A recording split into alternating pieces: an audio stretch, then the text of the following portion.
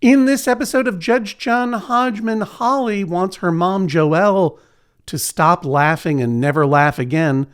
I've shaved my face for some reason, and Jesse Thorn's in a brand new Maximum Fun HQ.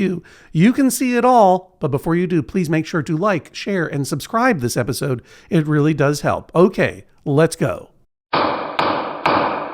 Welcome to the Judge John Hodgman podcast. I'm Bailiff Jesse Thorn. This week, exposition is 9/10 of guffaw.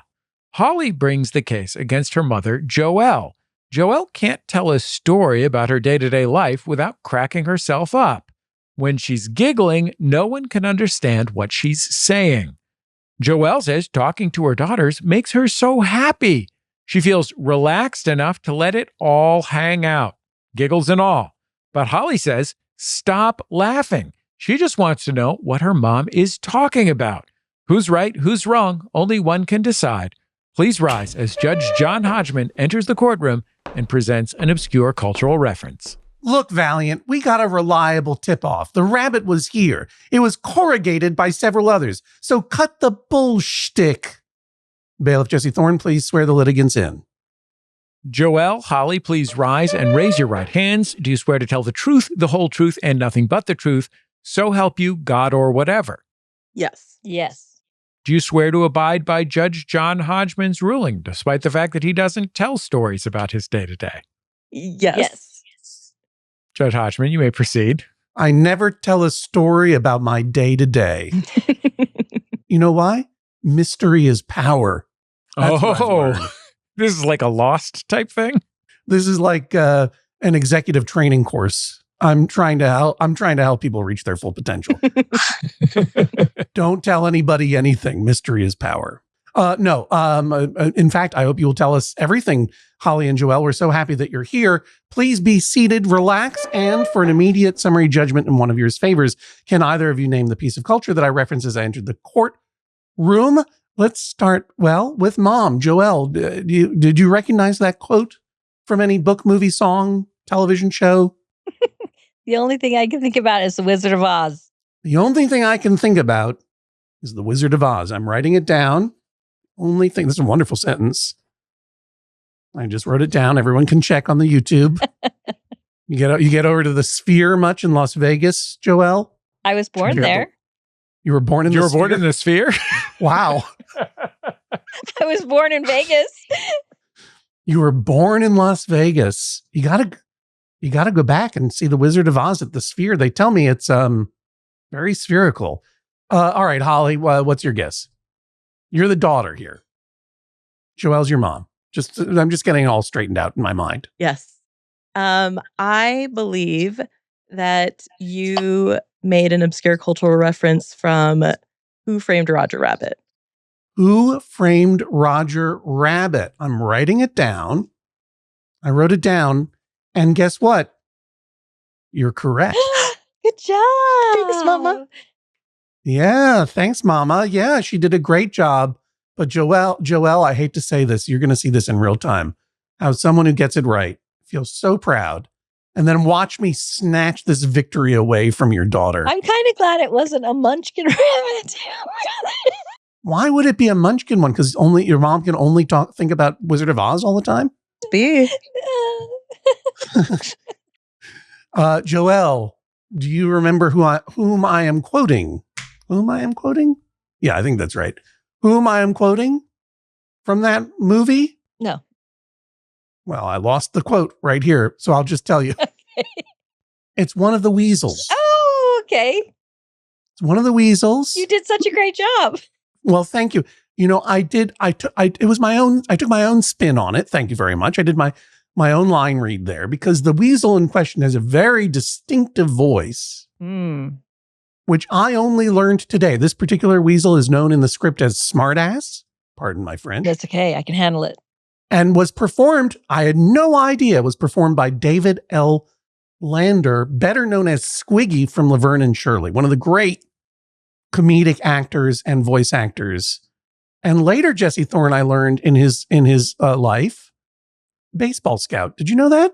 Squiggy was a baseball scout? Wait, Squiggy from Laverne and Shirley became a professional baseball scout? In the 90s, he scouted for the Anaheim Angels and then for the Seattle Mariners, it says here. That is absolutely living your dreams. I agree. I love a famous person that abandons it all to do something weird. Well, I mean, I don't know if this is why, but he famously had multiple sclerosis, which made his acting on screen less common than his voice acting. And I think that probably by the late 90s, he wanted to live his dream and just scout baseball. He's a member of the Society for American Baseball Research, it says here. Sure. Sabre, I've been to their national conventions on 2 occasions. Exactly so. And David L. Lander, one of the great comedic actors, obviously one of the great.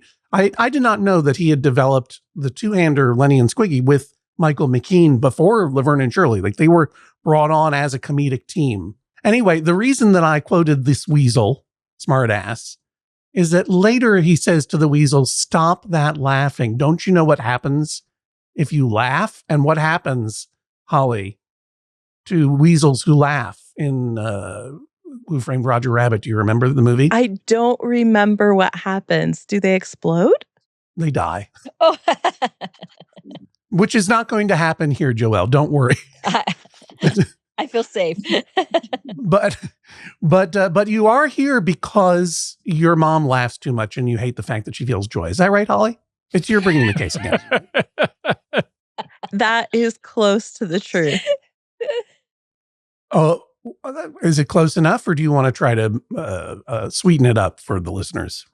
Well, I do want to say that I love that my mom is a different kind of raconteur than I am.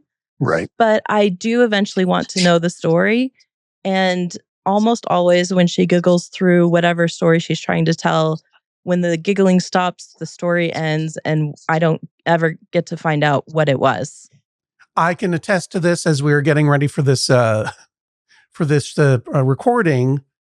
I don't know why we started, Jesse. I don't know why we started talking about Maine. Somehow it came up naturally. I didn't bring it up. I brought it up because it's the only thing I ever think about. Yeah. It's your Wizard of Oz. It is my Wizard of Oz, exactly. And I asked Joelle if she'd ever had any fried clams, and she said, no, but I would try it once. And I'm like, who would be your guests at your dream fried, that parlor game? If you had to have a dinner party with anyone from history, who would you eat fried clams with? Joelle, what were the answers? It was Abraham Lincoln, Jerry Lewis, and then she started laughing, and then we couldn't hear the rest of it.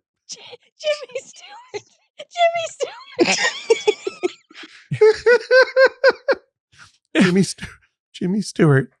If Abraham Lincoln and Jerry Lewis are known for anything, it's being good company. I've heard they can put away a lot of clams, though. Yeah, that's true. Joelle, you're accused of laughing too much through stories. Is it true or not true? You're trying to tell a story and you crack yourself up. Yes or no? So true. What's going on? Let's do a little background here first. We reach you right now in Salt Lake City, correct? But you are born in Las Vegas in the Sphere. This is established. I believe you now live in Southern California. Did you? But Holly, were you raised in Salt Lake City? Is this your hometown, or did you move there? No, my mother still lives in the same house that I was raised in. So I was also raised in Southern California. So now you moved to Salt Lake City. How many siblings do you have, if any? I am the oldest of 5 girls. I'm very sorry to hear that. Too bad. What was your problem? For a brief period of time, you were an only child. Good job. I remind her all the time about it, but it was a short 15 months. What was your concern about Southern California? Lakes too wet? No, it was that not enough tall mountains. I had to find some of the tallest mountains. So here I am. And you also are part of the Judge John Hodgman family, because one of those 5 siblings is a sister who wanted a surprise party, correct? Yes. And you heard about it on our members-only mailbag. If you're a member of MaximumFun.org, you get a special Membo mailbag episode once a month where we read letters from members that maybe aren't disputes. Maybe they're just a woman saying, I wish my husband would throw me a surprise party, but he doesn't want to do it. I think that's what happened, right? But then you heard it. And what did you do? Well, my mom happened to be in town. And so I asked my mom to be a decoy to take my sister Julie out of the house. And then me and my other sisters put together a surprise party and had a surprise party. Was it for a birthday or just for a surprise? It was for her birthday, yes. That's wonderful. Well done. Thank you very much. Thank you. And now here you are coming back to the court of Judge John Hodgman because you figure I'm just a pushover for all of Joelle's daughters. Yeah. Is that how you raised your daughters, Joelle, to resolve conflicts by going on podcasts? No. Good. At the time, John, it was to resolve conflicts by going on call-in radio programs. That's right. Call-in radio programs. Or Coast to Coast AM. Yeah. Oh boy. I've been listening to a lot of that on YouTube. Speaking of YouTube, by the way, we're on YouTube now. Judge John Hodgman Pod is the YouTube channel. And I only mention it right now because Holly and Joelle, frankly, reminded me that this is our first ever record from the new Max Fun HQ in downtown Los Angeles. If you want to get a sneak peek into what the new studio looks like, you can go see Jesse Thorn sitting in that beautiful brand new studio right now at Judge John Hodgman Pod. You'll also get a glimpse of me more or less clean shaven because for work, I had to shave my face and I don't like it and I'm growing it back. So if you want to see my beard grow in on real time, make sure you go over to the Judge John Hodgman Pod channel on YouTube and subscribe and hit the bell. We'll give you a notification every time my beard gets a millimeter longer. In any case, here we are. So look, Holly, you say your mom laughs too much. She's telling a story. She gets into giggle fits. You brought, I believe, a recording? I did. It is fresh from last night. And my mom didn't know that I was recording it. Oh, Joelle, do we have permission to play the recording? You do have permission. I'm glad you were able to get that out between chortles. Yes. It is now legally binding. So maybe, Jennifer Marmer, we can listen to that. Show. And these four guys, they're a band, and then they die. But then they're ghosts. And they all fall in love with this one girl. She's trying so hard not to.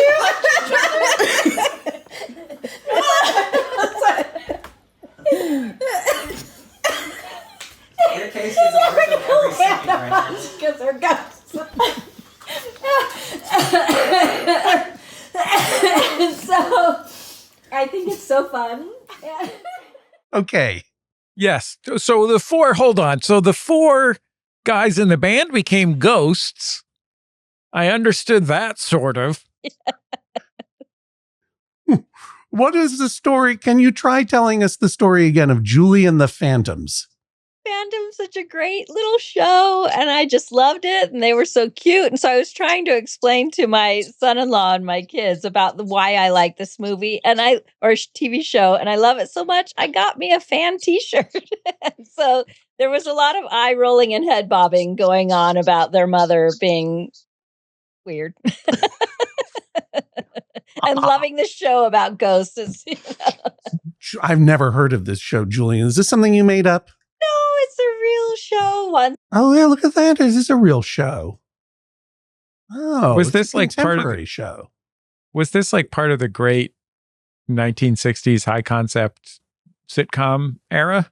No, it was from 5 years ago. Teenager Julie finds her passion for music and life while helping the Phantoms, a trio of ghostly guys, become the band they were never able to be.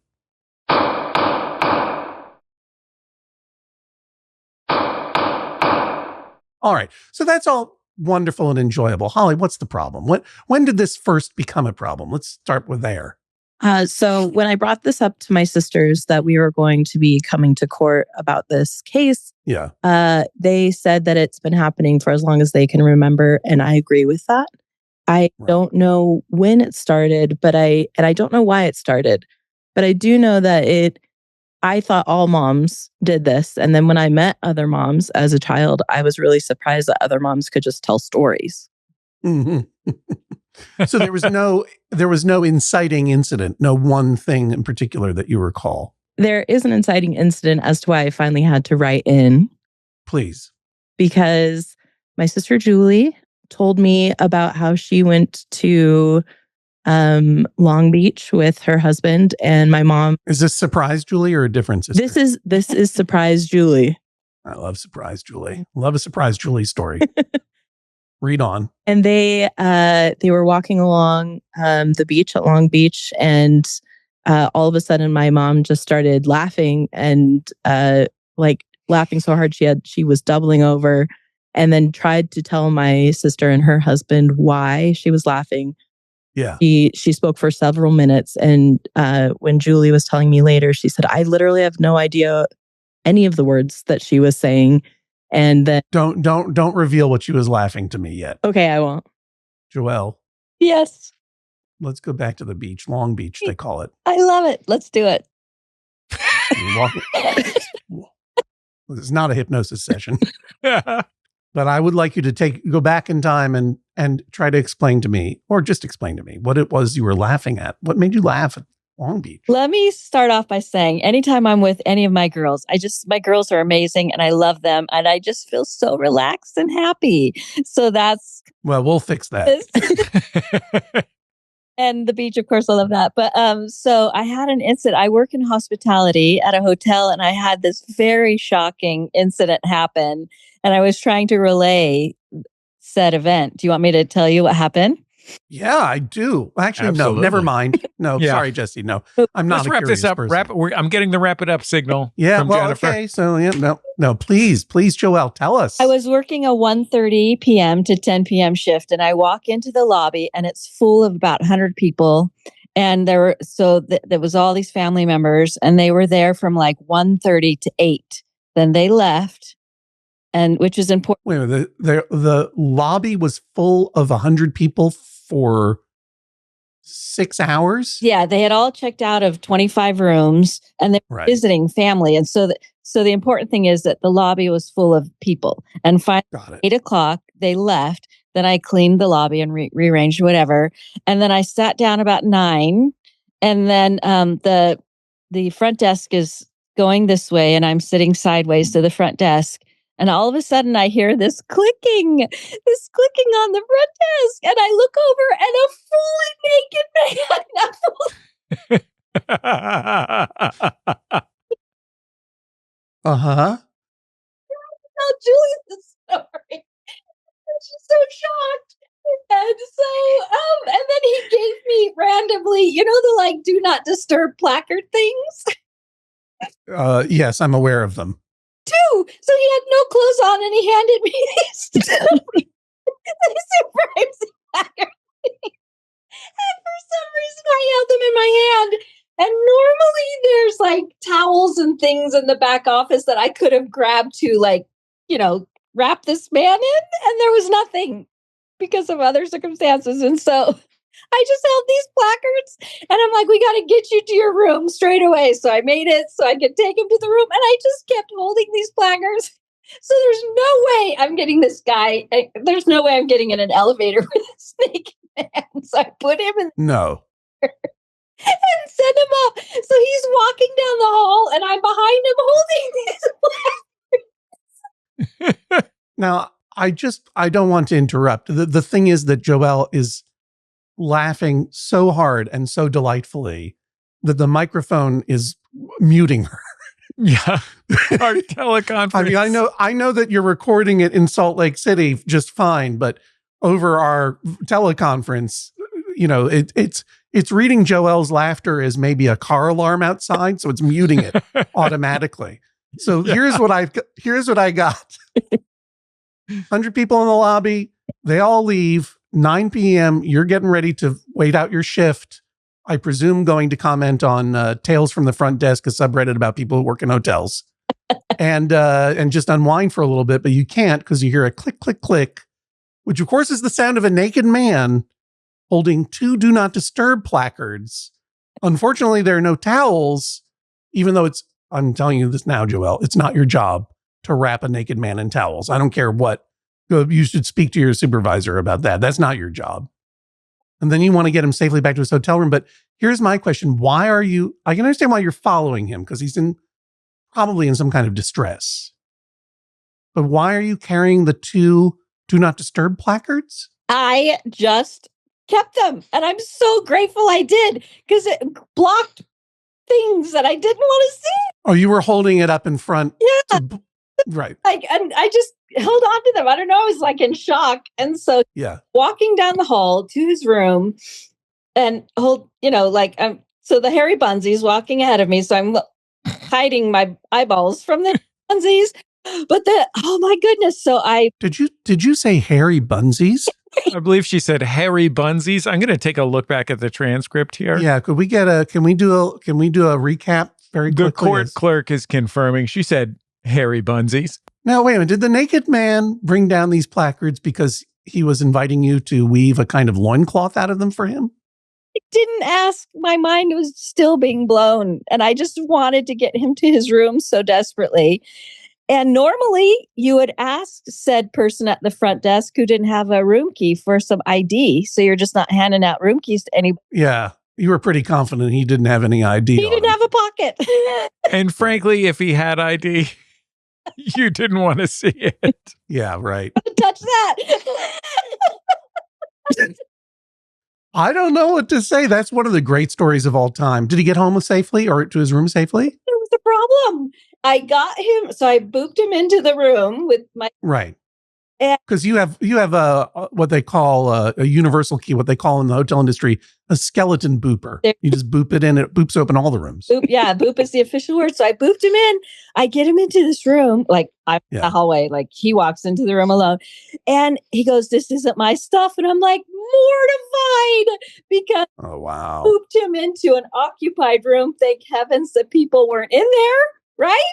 Imagine sitting in your own house. Well, I'm seeing laughter. I can't hear anything anymore. Voice on, and I'm like, "You stay in that room and do not move." And asked him his last name, ran down as fast as I could to the laundry room to get the biggest towel I could find, and then go and figure out what room he's actually in, and then have to go. And I'm like, "You wrap this towel around you." And he's like waving it around, and I'm like, "Put it around you." And then again, he's walking down the hall. Again, I'm not getting in the elevator with them. No way, right? And then get him up to his room. Well, you express that as common sense, which is correct. But I mean, you're also engaging with him very closely in every other way, though. Yeah, with the placard still. Well, I know, but I mean, I'm concerned. I mean, Holly, you must be concerned for your mom. Wasn't there someone you could call, a security guard or someone who might be able to help you handle a person who is obviously either impaired or having an event of some kind? If I know anything from the films of the 1930s and 40s, there's a house detective at every hotel. Right. What about the house detective? Yeah, what about the house dick? It was... I'm not saying something bad. That's a great W.C. Fields movie about a house detective, the house dick. A very appropriate word for this is. Oh, I didn't think about it that way, Joelle. You got me. You got me. That was a good one. But by this time in the evening, there's security doesn't come until 10. Maintenance guys got it. I am the only employee. So I just think. I think your hotel chain better reevaluate some of its procedures. I just was so grateful the lobby was empty. If the guy had come a little bit earlier, the wedding people would have gotten an unexpected show. And they would have gotten a wonderful story to tell. Yeah, think about how much better every upcoming family reunion from there on out would be, as everyone says, remember that time we were all in the hotel from 1:30 until 8, and then a naked man came in. My goodness. So I finally get him to his room, and I come down, call the managers. I'm like, "Do I have a story for you?" And I was laughing, and I'm like, "Are you going to watch the tapes back?" And she's like, "I believe you. I don't need to watch anything back." And then I see him again on another shift. And what do you say to him? "Dude, nice pants." Wave. I'm not going to do attention. I just turn away. There you go. And I had no placards in my See, Joelle, John, here's the thing. Joelle knows how to tag a story. Nice pants. Nice It pants. doesn't get any better than that. It's a gentle reassertion that the expectation is that he wear pants. Yes. You compliment him on what you want to see. I mean, Judge Hodgman, I get this because now that we have a new shot in our new studio, my pants are on camera for the first time. Nice Who knows what's been pants, going on Jesse. down there for years in the old studio. That's right. That's right. I say nice pants, and it's not a euphemism for anything. It's nice pants. Nice Bailiff pants. You can check them out over there on the YouTube Judge John Hodgman pod. means more to you now, right? Yeah. I have many questions still. I hope is the guy okay? So I just want to point out, when I was telling this story, it was just like the laughter came from like shock. You know, it was Of course. fun of this man who I think was just having a lapse, an unfortunate Yeah. moment in his life. He's lucky that you were able to help him without, say, calling the police or Taking pictures. taking pictures, for example. He's lucky that you were able to mask your aspect ratio with those 2 do not disturb cards. He brought the do not disturb cards to you, right? I have no idea, and I wasn't about to have a conversation with him about it. No, I understand. Well, whatever he was going through, I hope that it was resolved and that he's okay and he got whatever help he needed. Maybe just a good night's sleep. The mother voice came on again when I got him into his right room, and I'm like, "Do not leave your room tonight." That's all I can say. Yeah, you pulled what? We don't need a hotel detective when we've got a house mommy. Tell him what's what. See you later. Hope you have a good night. You still work the 1:30 to 10 p.m. shift? I work all the different shifts: All the different shifts. graveyard, morning. Holly, what do you do for a living, if I may ask? I am an intake specialist at a therapy office. So it's kind of like a matchmaker between clients and counselors. Got it. You ever ride shotgun at your mom's hotel just to see what she's living through every day? I have visited several times, and I got to see all of the water heaters, the big water heaters. That is a dream come true. The boilers. Welcome to the boiler room. Your mom took you to see the boilers? Uh-huh. Yeah, she sure did. How did that come about? Because I have 2 children, and she was wanting to show them the behind the scenes of hotels, and Okay. that was just the one they loved. I You two immediately assumed that someone was participating in an illegal high stakes poker game. We can make that happen. Yeah, yeah, we can set up a table right there by the hot water heaters. They're really big. But Joelle, you said that you laughed because of the shock of seeing this nude man with 2 do not disturb placards in your hotel lobby. And I can appreciate that is shocking, but Yeah. you were telling the story on Long Beach after the fact. You knew the outcome of the story.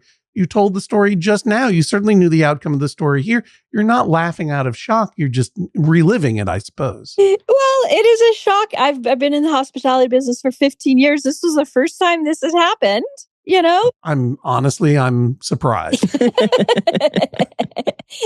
I did feel bad for this man, you know?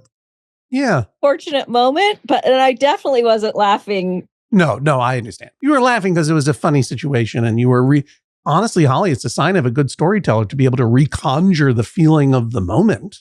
Yeah, if we could just add a lesson to this, we could get her on the moth. What did you learn from this situation? Besides, all hotel guests should wear pants. I happened to be checking into a couple of hotels after that. I had taken my mom on a trip. And every time I was at the front desk, I'm like, please keep an emergency towel at the front desk. Don't let housekeeping take it. You never know when you need to cover something up. You know what? I don't want to tell you your business, but I think you should go back to all those hotels and upgrade it. They should have a robe. Honestly, I think keep an extra towel on hand because it's the tool of the trade of the hospitality industry is great advice. and probably how Douglas Adams got the idea for The Hitchhiker's Guide to the Galaxy. That's probably exactly right. So, Holly, I could understand this story. None of it felt like it took too long. Mhm. And I would say that I found, and maybe it's just me, but I found your mother's laughter infectious and delightful. Why did it sound like nails on a chalkboard to you? So it's not just you. I also enjoy it, but there was a key component missing from her retelling just now. And that is my sisters, all of us around. I was trying to be respectful by not laughing with her so she could get the story out, because if me or any of my sisters start laughing as she's laughing, it really ramps it up to the point where she's just like crying, laughing, and can't breathe. Oh, okay. So it's not merely that you want me to ban laughter in your mother's life, but your sisters as well. Love the laughter. Let's let it die down, and then we can hear the rest of the story.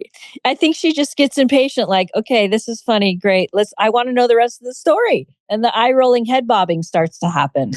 How does it feel, Joelle, when your oldest child is rolling her eyes at you? I mean, like, ugh. It's nothing new.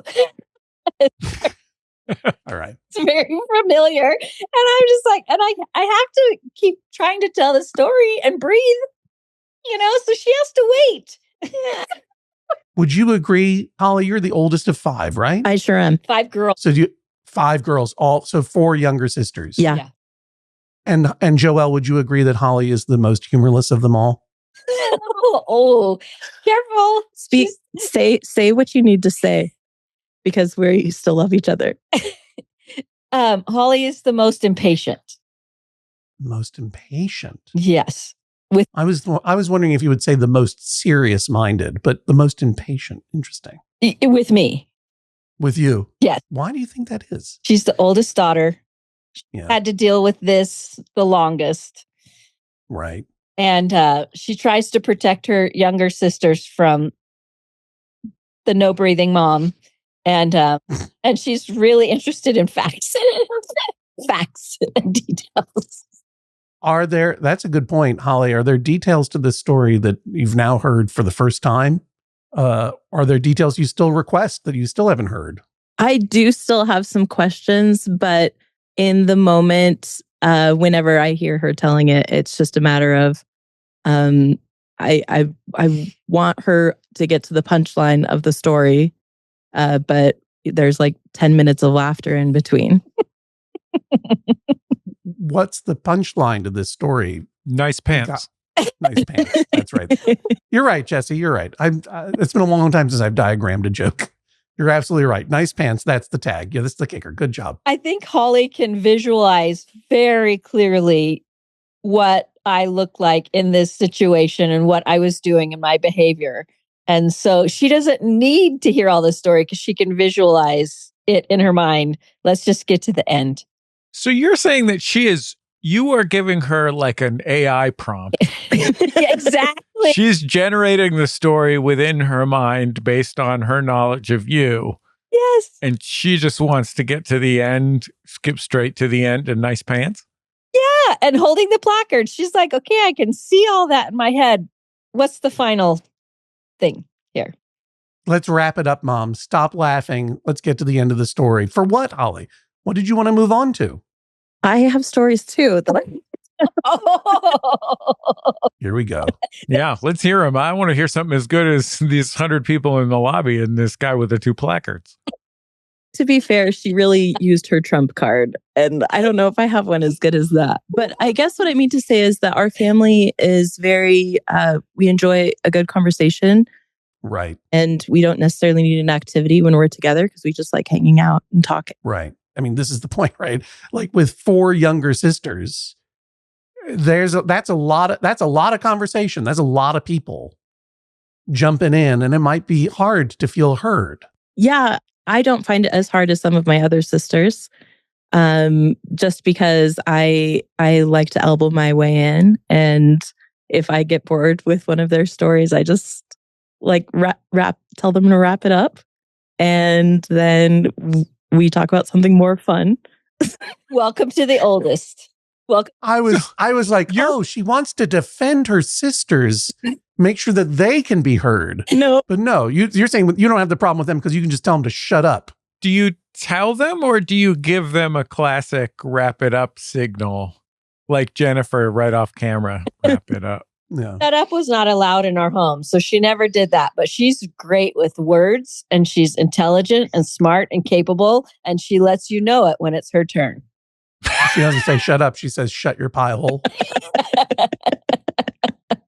You want me, Holly, to order Bailiff Jesse Thorn to tell your mom to shut her pie hole? Yes or no? That is true. Yes. Whoa. But shut the laughter pie hole and then open up the story one. It's all one hole. Can I share one quick 15-year-old Holly story that's very applicable to this moment? Only if it's not quick. Then we'll get my aunt on the line to tell the story of the time I was at the company picnic and I came in and I said I pooped on the beach like a dog. Go ahead. So my mom was a screamer, and I decided I didn't want to be that kind of mom. And so I wanted to talk and communicate with my girls. So Holly is taller than me. I'm a shorty. And we're standing in the hallway. And I'm wanting to communicate with Holly and talk back and forth about a particular situation. Sure. She puts her hand in front of my face, like an inch in front of my face. Like that, looking down upon her mother with her hand in front of her face. And she's 15 years old. Yes. Taller than you. Yes. And she gives you the talk to the hand motion. She says, I'm done talking. I Had two thoughts, quick thoughts in my mind. Rip her arm off and beat her with it. There we go. Or interesting. Go in my room and shut the door and have a silent freak out. So I'm very proud of myself in that moment. I chose the latter.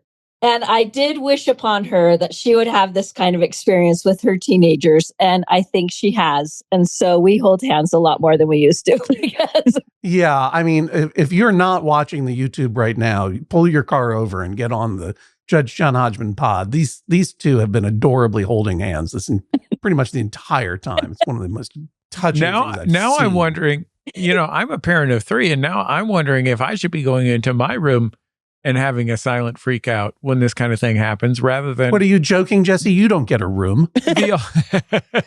The alternative, which apparently is what would Ash from Evil Dead do?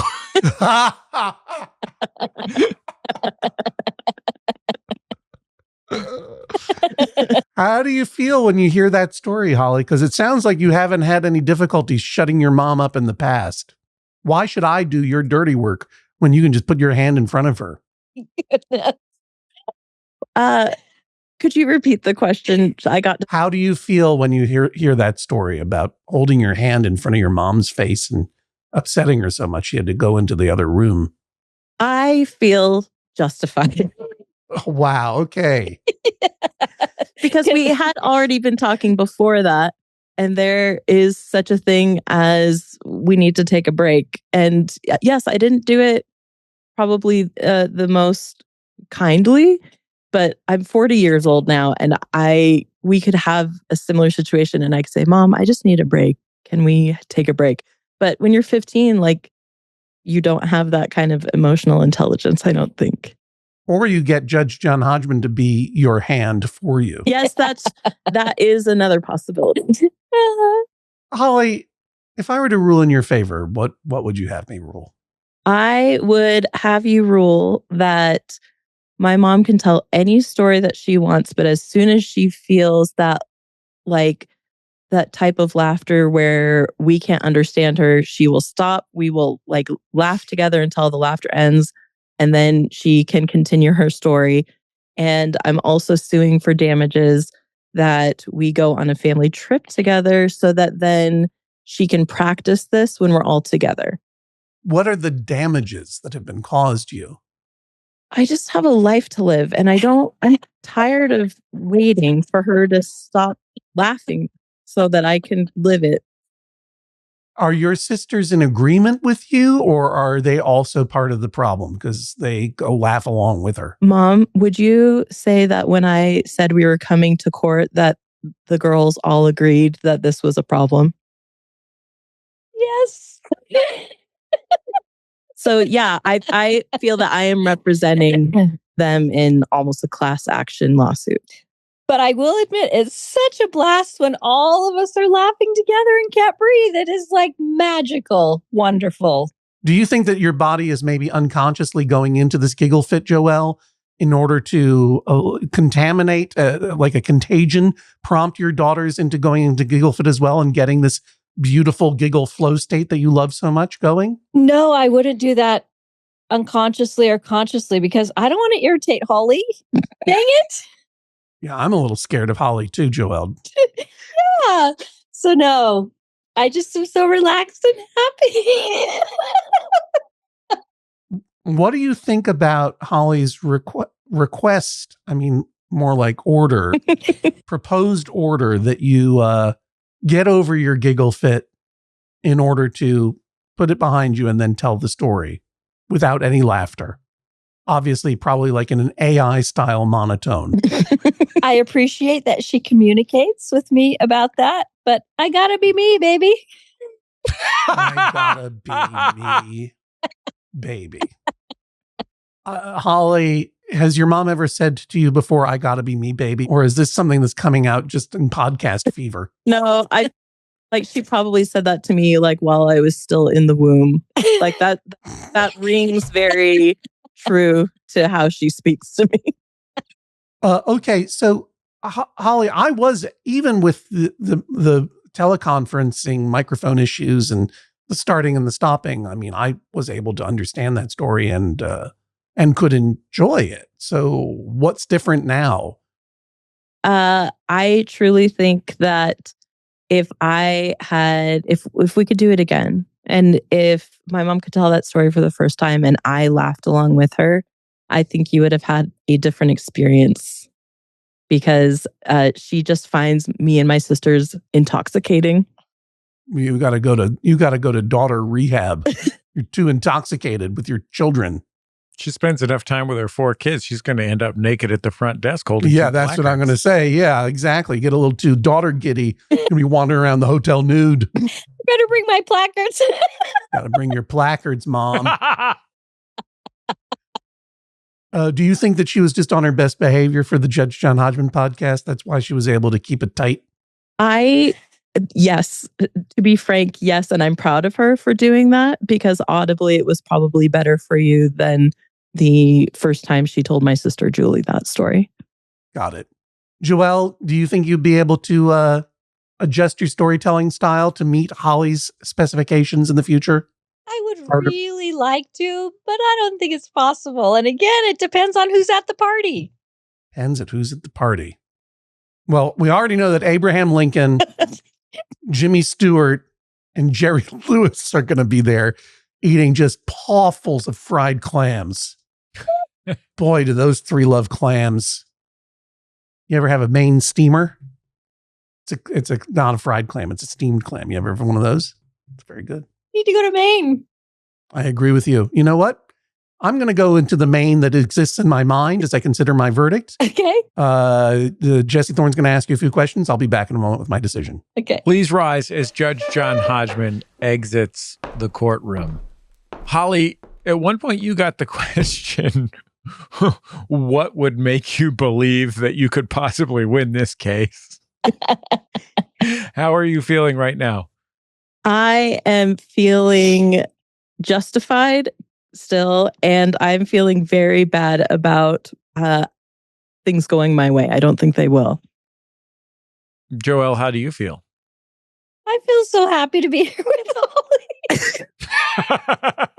Joelle, please be frank with me. Are you blazed right now? Have you been blazing trees? Multivitamin. Multivitamin.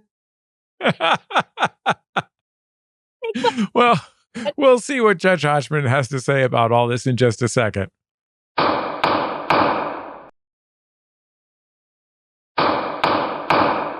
Judge John Hodgman, we are returning to San Francisco Sketchfest, our triumphant return to one of our favorite places to play in the entire world. I look forward to it every year. Going to SF Sketchfest is just like coming home again, and it's not even my hometown. I love it there so much. We are going to our home away from home at the Marines Memorial Theater, January 18th. Please circle your calendars, and while you're doing it, go over to MaximumFun.org/events or sfsketchfest.com to get your tickets now. They are selling briskly. We also need cases to hear live on stage. San Francisco, Oakland, Bay Area, Marin. If you're traveling over from Sacramento, up from Santa Cruz, what are some other areas? I mean, we're talking about Los Gatos. We're talking about Vallejo. Yeah. All these areas. Where are you coming from? San Rafael, Sonoma? Hit us up. MaximumFun.org/JJHO and let us know that you live in the Bay Area when you submit that case. Yeah, submit your dispute. We'll consider it if we choose you to be for live adjudication on stage. We'll give you something off of our catering tray. And guess what else? Doesn't matter where you are. If you're celebrating the holidays this year, why not celebrate it with some Judge John Hodgman merchandise from MaxFunStore.com. We got our new caps that say right and wrong. So if your spouse or your child or your parent is always right or always wrong, or you want to switch it up because sometimes they're right and sometimes they're wrong. Exactly. This is the perfect hat for them. We also have our holiday candle with a clean, fresh, pure justice smell. These are some of the best looking items we've ever made. Yeah, the labels on the candles are designed by the great Aaron Draplin, and we have a wonderful designer, Tom DJ, who contributed what for us, Jesse? And if there's a cozy goth in your life, you can get them a cozy goth sweatsuit or a comfortable hoodie. Plus, if you're looking for some special antique treasure, you can go to the Put This On shop at putthisonshop.com. And I created a code, JUSTICE, that will get you 10% off anything you buy, including, John, I just celebrated the 25th anniversary of Bullseye. Yes, I do know. Congratulations. Thank you. We created some carnival posters for the 25th anniversary. They are hand printed in Pittsburgh, Pennsylvania by this company that still prints carnival posters the old fashioned way, handset type and everything. I know I've seen some of them on your accounts. They are really handsome. Go on. And they're right there in the Put This On shop. You can get them with or without my signature. I'm glad to inscribe them for you or whatever. So go to putthisonshop.com. There's also, of course, all the classic things, men's and ladies' jewelry, things for your home, lots of vintage clothes, lots of gift items at putthisonshop.com. Putthisonshop.com, MaximumFun.org/events, MaximumFun.org/JJHO, and of course the MaxFunStore.com. All these links for all of these wonderful things are right there on the YouTube page and in the show notes. Let's get back into the case. Please rise as Judge John Hodgman re-enters the courtroom and presents his verdict. So here's a story. About 10 or 12 years ago, because time moves in one direction and boy, does it move fast. I was on the road with our friend Al Madrigal, Jesse. Mm-hmm. Al Madrigal, the famous comedian and actor. Alfonso Madrigal. Really my mentor in how to try to translate my imitation of stand-up comedy into actual stand-up comedy. I learned a lot on that tour from Al Madrigal, which is, first lesson was walk out there, say nothing, stare into the eyes of several audience members to let them know psychically that you own them. Al Madrigal is a wise man who's not afraid to share his thoughts. Yeah, no, I got a lot of, and we were also traveling around with the great Adam Lowitt, who was a producer on The Daily Show at the time. Very, very funny guy, also does stand-up comedy. And we were all over the place. And we were in Florida, and we were performing together, and we had a great show. And after the show, we went out, and then it was a fairly late night. We all went back to our hotel, separate hotel rooms, real professional. And I believe that I took a mild sedative to help me sleep. And I slept really well until I woke up walking around the halls of the hotel, probably around 3:00 in the morning in my t-shirt and underwear. And I did not have a key, nor could I remember what room I was in. And so I had to go down to the hotel lobby to beg forgiveness and ask for help. Along the way, I picked up a couple of do not disturb placards. That's right. That naked man was me, Joelle. No, it was not me. This was in Florida. You're in California or wherever, somewhere. Point is, it could happen to anybody. Yes. Could happen to anybody. It could be for any reason. And I had no identification on me. And I'm sure I looked a sight. I was wearing underwear and a t-shirt. I'm talking about like boxer briefs. I was just not kind of skivvies did you have on? Yeah. That matters. Who asked that question? Joelle. Joelle. Thank you, Mom. Good question. Those were boxer briefs.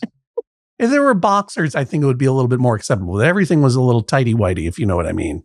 Specificity is the soul of narrative, as I like to say. Exactly so. And tighty-whitey was always my nickname in middle school. In any case, I really felt that story and I enjoyed it from the other side. I felt very bad for the person at the front desk who had to deal with me. But she, in this case, was so helpful and kind and helped me, looked up my room. I'm like, I do not have ID on me. She's like, I understand. It happens. It happens. And I loved hearing the story from your point of view. And I'm glad that was a positive experience for you. And may I tell you, the story was very well told. Now, your beloved oldest daughter has asked me if I would give you some editorial advice. I don't think I need to hear about the 100 people in the lobby from 1 to 8 p.m. Not sure what that added to the story exactly. You know what? Here's what I think.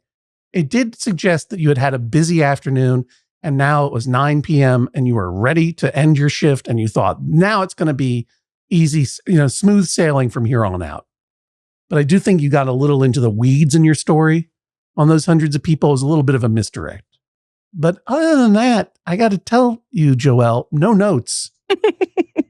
Perfectly told story. Amazing. What'd you call it, Jesse? A pants line? Punch line. Mm-hmm. A pants line is a hem. A punch line is a joke, right? That's correct. Great tag to that story. Nice pants.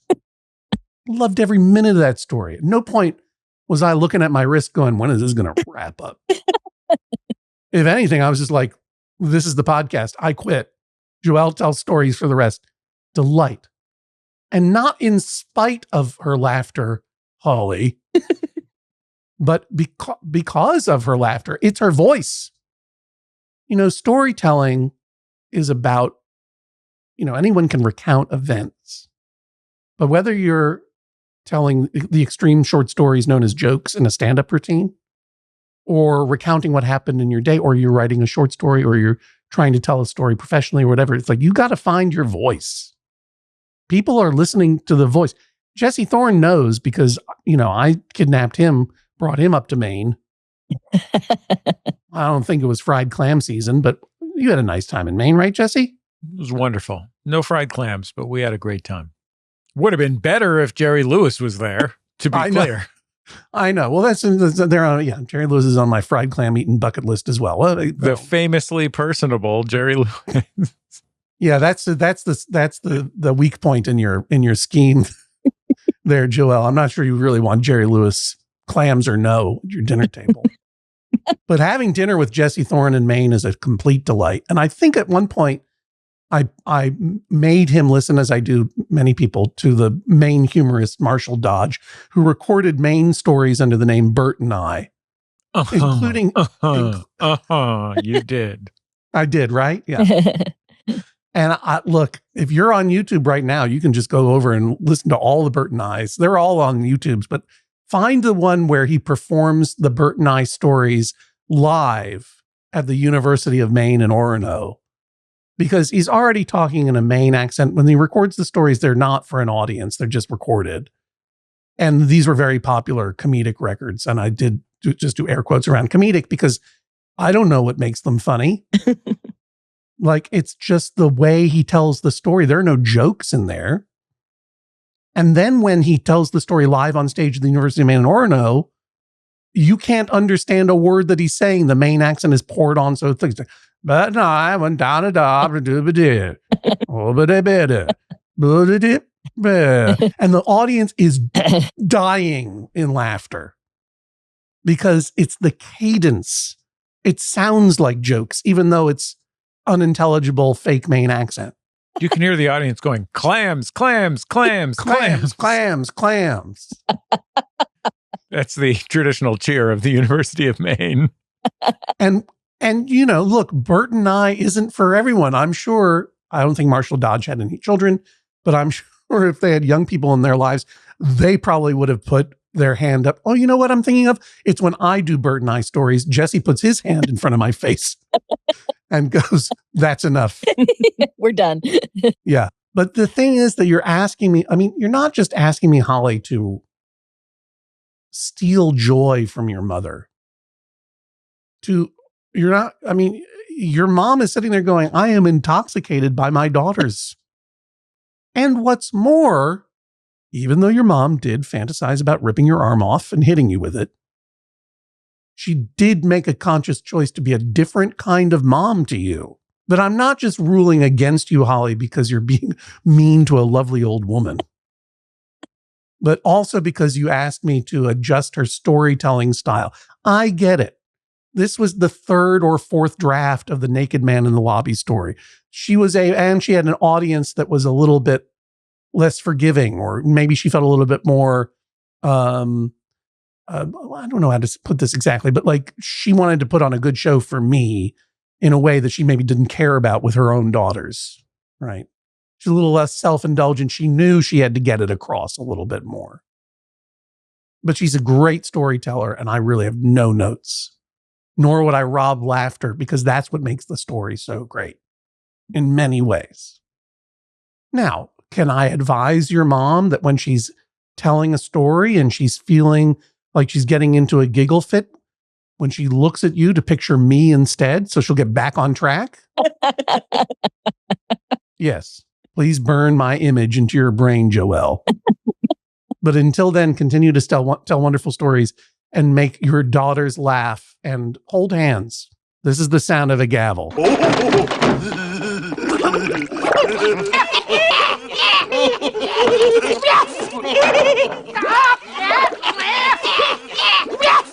Judge John Hodgman rules, that is all. Please rise as Judge John Hodgman exits the courtroom. Holly, how are you feeling about this decision? I am feeling like really, I knew I wasn't going to win, but ultimately I just wanted my case to be heard and for some amount of pity to be taken upon me, the listener of my mom's stories. Maybe you could just travel everywhere with a printout of Hodgman's face. And instead of showing your mom the hand, you could just show the face. Get back on track, Mom. I think that's a terrific idea, and I completely order it. Joelle, how are you doing? I'm doing great. And I just want Holly to think I'm cool. There's no court in the land that can ever issue that order. I apologize. Good luck. That is a separate issue, and I cannot help you there with getting your daughter to think you're cool. I think I can speak for all my 5 daughters. I think we all like each other, which is awesome. It is. It really is. Yeah. I'm going to take my daughter backstage to meet Sabo when we go to the Saba concert in a few weeks. That's my big plan. Joelle, what is the most distinctive or unusual interaction you've had with somebody at the front desk in the hotel? Okay, so my name is French. So in French, you would say Joelle. So that's kind of fun. And so I had a bunch of Frenchmen checking into the hotel, and you learn who you can kind of play with, and people that just are down to business, give me my key and leave me alone. So I could tell these were fun guys. And I'm like, can you do me a huge favor? Can you say my name? And so for the rest of the stay, they would walk past the front desk and I would hear, hello, Joelle. Hello, Joelle. And they're like, were you born in France? I'm like, no, I'm from Vegas. So, Joelle from Vegas. Holly and Joelle, thank you for joining us on the Judge John Hodgman podcast. Thank you. Thank you. It was a blast.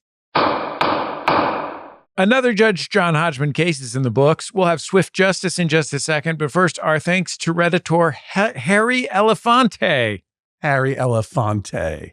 For naming this week's episode, Exposition is 9/10 of Guffaw. The Maximum Fun subreddit is r/Maximum Fun. You can chat about this episode and name future episodes, or just check out other people's names for future episodes. Yeah, I got to give some credit to the runner-up for the. I was really stuck between this one. I mean, Harry Elefante's Exposition is 9/10 of Guffaw is incredible. But I also liked Ha Ha Habeas Corpus by Dead in the Future. That sounds like an emo band, but it's actually a Redditor's name. Thank you very much. That was very good. I like that one. Evidence and photos from the show posted on our Instagram account at instagram.com/Judge John Hodgman.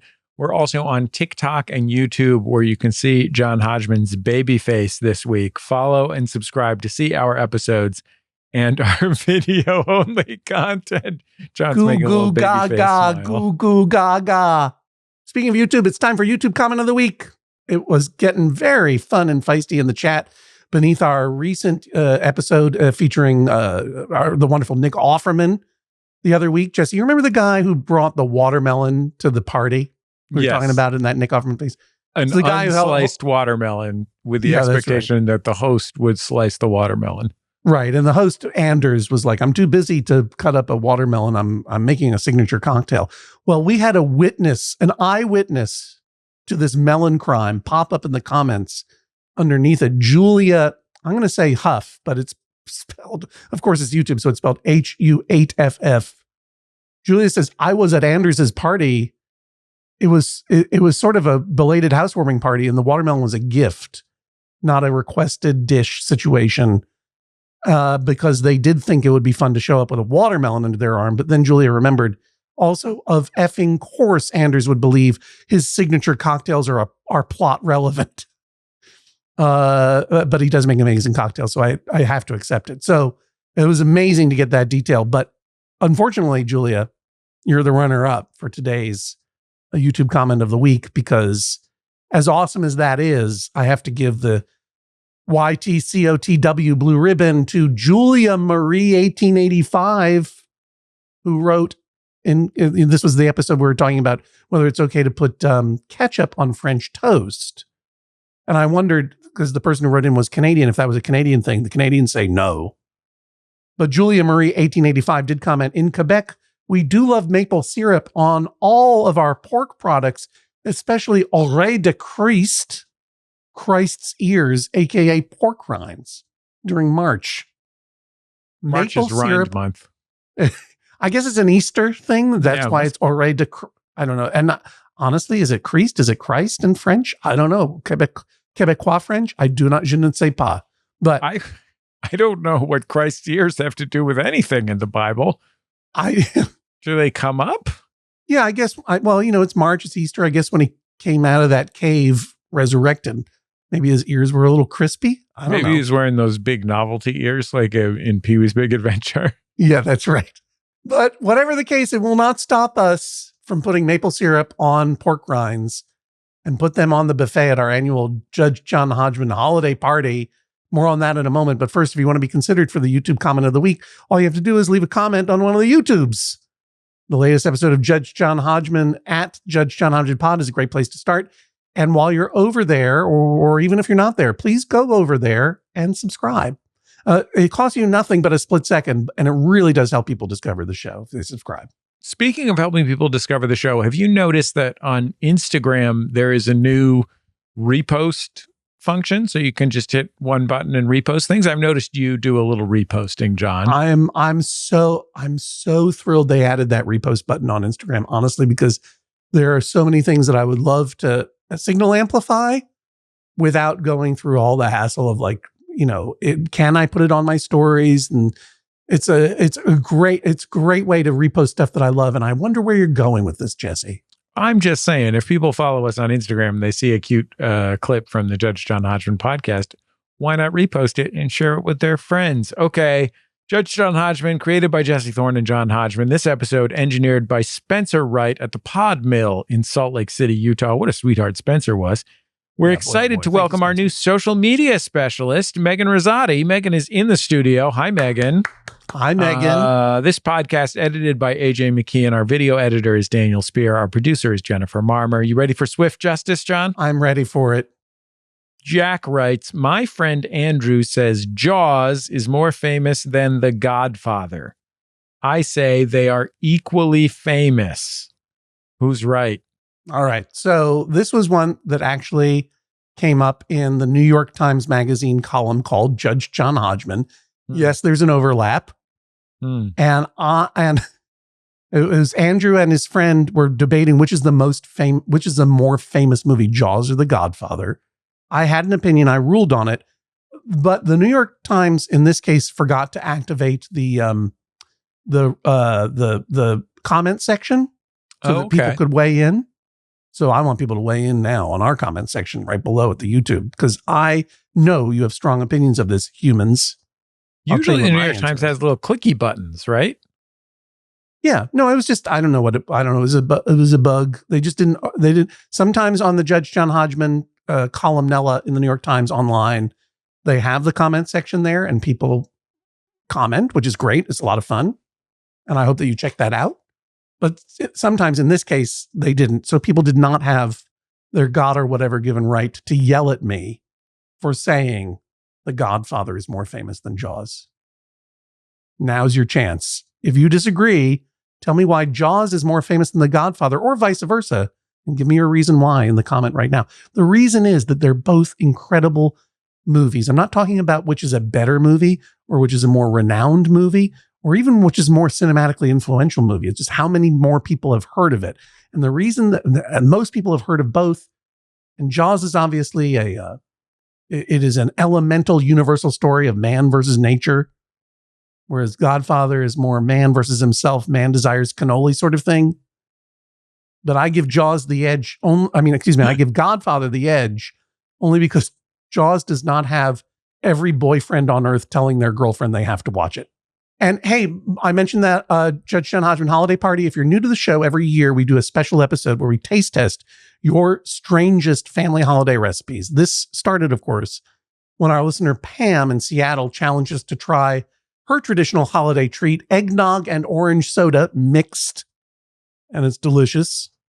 And we've had many a Christmas casserole, soup-based gelatin salad, and grape jelly braised cocktail wieners since then. This year, we already have in contention, Jesse, you know, we're already getting some weird holiday foods. Yeah, what do we got?